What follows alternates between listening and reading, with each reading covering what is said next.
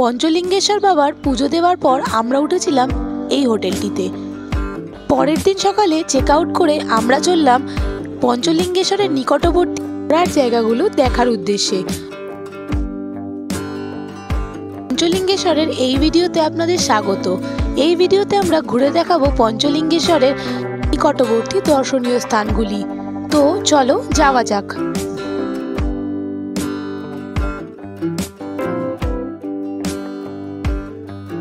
রাস্তার এই মনোরম পরিবেশ উপভোগ করতে করতে আমরা চলে এলাম আমাদের প্রথম ডেস্টিনেশনে, যেটা হলো ব্লু লেক বা নীল হ্রদ।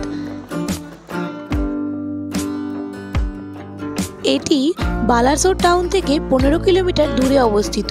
এটি একটি কৃত্রিম হ্রদ যা এই স্থানে খননের পর সৃষ্টি হয়েছে। হ্রদটি নীলগিরি পাহাড়ের কাছাকাছি এবং বছরের সব সময় এটি জলে ভরা থাকে। লেকের সবুজ জলে সূর্যের আলোর প্রতিফলন অপূর্ব। লেকটি পঞ্চলিঙ্গেশ্বরের কাছে হওয়ার জন্য এখানে সবাই পিকনিক করতে আসেন অথবা ঘুরতে আসেন। এই জায়গাটি দেখার সেরা সময় হলো সূর্যোদয় বা সূর্যাস্তের সময়। লেক বালাসোর জেলার অন্যতম একটি পর্যটন আকর্ষণ।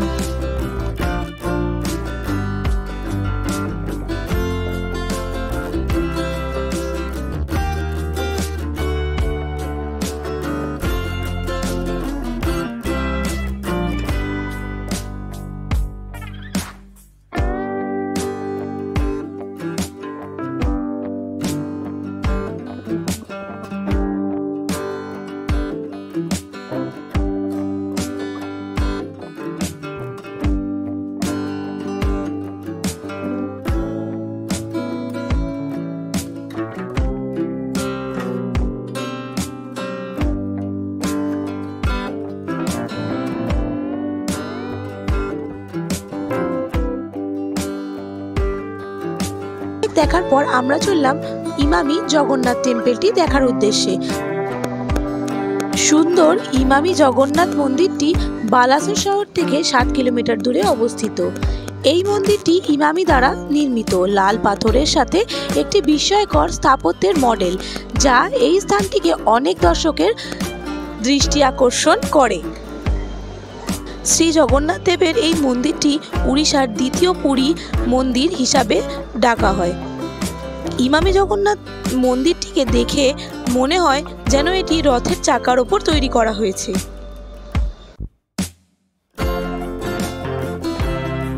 এই মন্দিরটি সকাল 6টা থেকে সন্ধ্যা 8টা অবধি খোলা থাকে।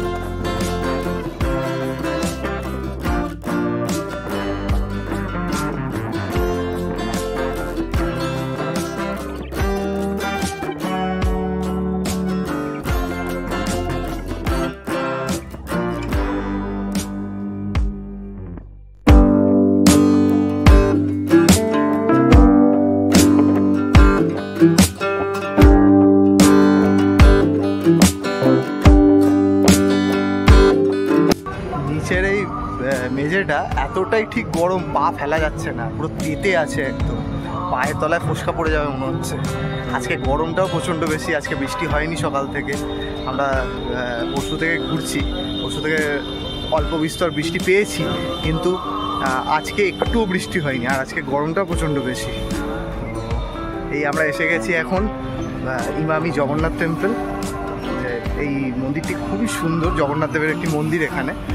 খুবই সুন্দর মন্দিরটি, এত সুন্দরভাবে পরিষ্কার পরিচ্ছন্ন, ওয়েল মেনটেন, খুব ভালো লাগছে দেখতে। মানে জায়গাটা খুব সুন্দর। আপনারা এখানে যদি আসেন পঞ্চলিঙ্গেশ্বরে, তাহলে এই জায়গাটা মানে এই মন্দিরটি অবশ্যই ঘুরে যাবেন, খুব ভালো লাগবেন।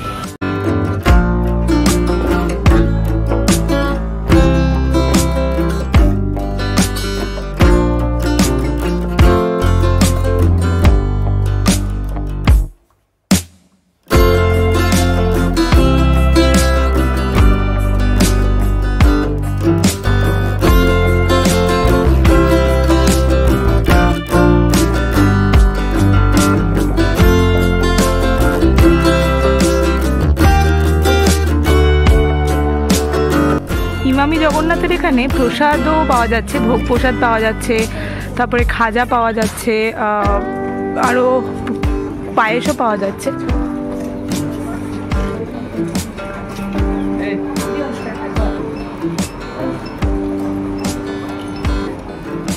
আমরা নিয়েছি বাড়ির জন্য খাজা, আর আপাতত আমরা এই যে পায়েসটা খাচ্ছে। এই যে এটা নিয়েছে 100 টাকা আর এটা 30 টাকা।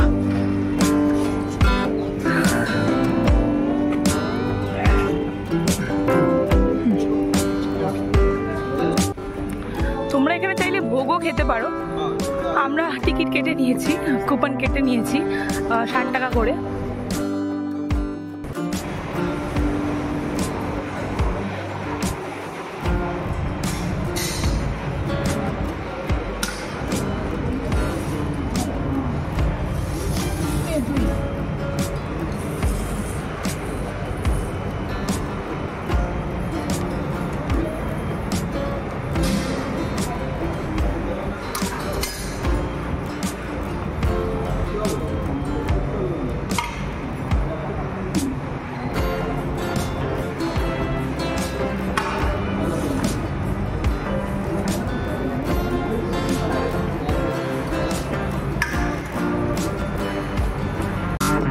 প্রসাদ খাওয়ার পর আমরা রওনা দিলাম ক্ষীরচোরা গোপীনাথ মন্দির দেখার উদ্দেশ্যে।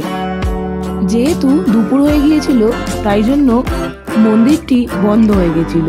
মন্দিরটি সকাল 5:30 থেকে দুপুর 12:30 অবধি খোলা থাকে। তো এখন বাজে দুপুর 2টো, তাই অলরেডি মন্দির বন্ধ হয়ে গেছে। আমাদের যেতে হবে অনেক দূর, তাই জন্য আমরা আর অপেক্ষা করলাম না, আমরা চললাম বাড়ির উদ্দেশ্যে। পঞ্চলিঙ্গেশ্বর ভ্রমণের ভিডিও শেষ করলাম এখানেই। দেখা হচ্ছে অন্য একটি জায়গায় অন্য একটি ভিডিওতে খুব শীঘ্রই। যদি আমাদের পঞ্চলিঙ্গেশ্বরের ভিডিও ভালো লেগে থাকে তাহলে অবশ্যই লাইক, কমেন্ট, শেয়ার এবং অবশ্যই সাবস্ক্রাইব করে পাশে থাকবেন। ধন্যবাদ।